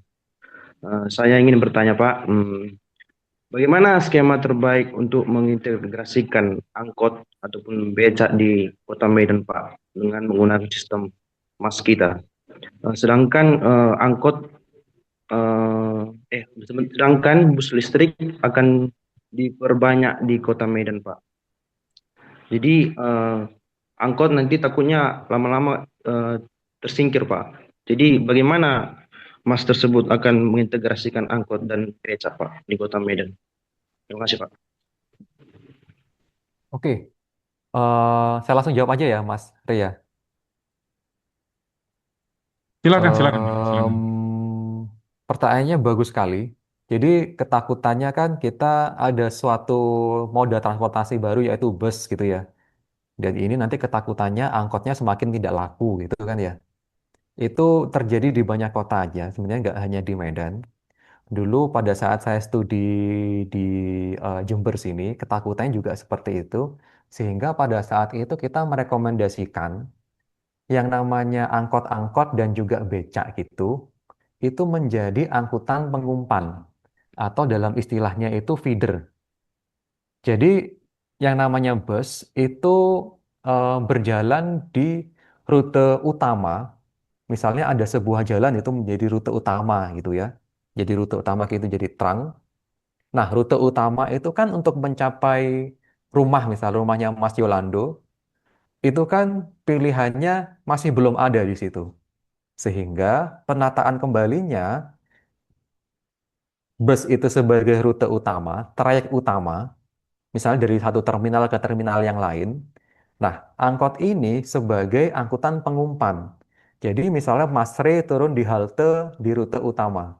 Untuk mencapai halte yang dekat dengan rumah Mas Re, ini butuh angkot atau butuh becak. Saya nggak tahu becak motor ya istilahnya ya. Kalau di sini becak motor betor namanya, becak motor ataupun angkutan-angkutan para transit lainnya. Sehingga penataannya seperti itu. Angkutan umum sebagai trayek utama dan angkot ini sebagai angkutan pengumpan. Kalau eh, rekomendasi saya dulu seperti itu untuk penataan angkutan umumnya. Jadi tidak ada yang namanya istilahnya itu rebutan makanan gitu ya. Karena sudah diatur sesuai dengan proporsinya masing-masing. Itu Mas Yolando. Semoga menjawab. Baik Pak, terima kasih Pak. Ya, mantap. Ya, pertanyaan bagus sekali itu. Emang itu salah satu tantangannya. Dan tantangan lainnya nanti apakah sopir angkotnya mau hanya mau jadikan angkot penumpang itu permasalahan sosial itu. Ya, betul sekali. Itu pun kalau bisa share juga, saya sering tanya supir angkot di sini, Mm-mm. mau nggak diformalkan gitu. Mm-mm. Jadi seperti supir bus tuh, dengan jadwal tetap dan rute tetap, itu jam kerja Mm-mm. tetap, gitu kan. Nggak mau. Nah, itu juga terjadi juga di sini. Mereka Iya, nggak mau. memang nggak mau mereka. Mereka Nah, sudah nyaman dengan kondisi existing mereka. betul. Jadi, ternyata bukan hanya yang pelancongnya aja yang nyaman dengan kondisinya, supirnya juga nyaman. Nah, iya betul. Itu tantangan juga itu, Pak. Iya. Tapi kalau orang teknik kan semakin menantang semakin suka ya. Oh iya. Oke, kita udah sampai ke jam 10.58 ini. Mungkin kita akan segera tutup acara kita. Eh, Terima kasih sekali atas materinya dari Pak Willy yang sangat informatif dan sangat membuka wawasan. Eh, saya serahkan ke Pak Dekan atau Bu Wakil Dekan ya, untuk memberi salam dan penutupan kita. Silakan Pak atau Bu.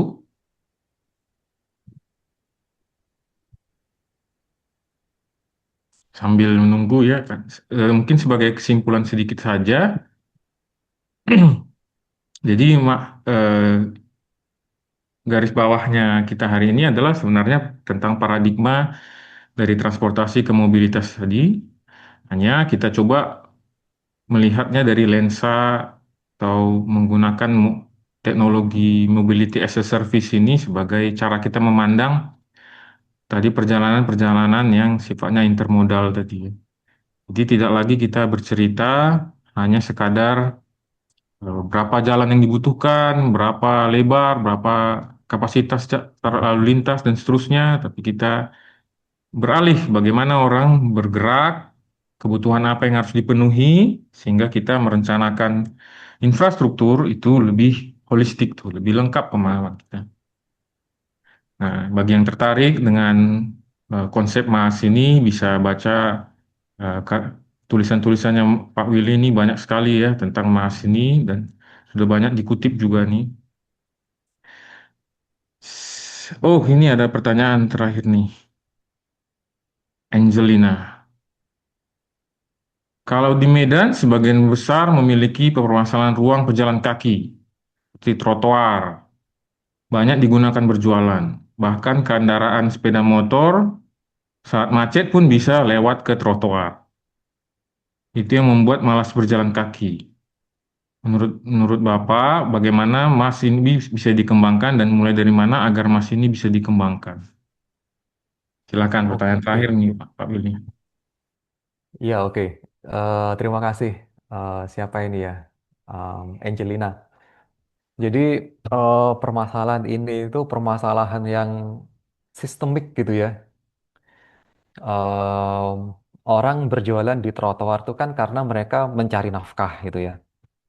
Mereka mencari nafkah, mereka kalau misalnya berjual di tenan, mereka nggak punya uang untuk misalnya untuk membayar tenan, sehingga mereka berjualan di pinggir jalan. Itu permasalahan ekonomi. Itu yang pertama. Dari permasalahan ekonomi kemudian menjadi permasalahan sosial, bagaimana permasalahan dari sebuah hal itu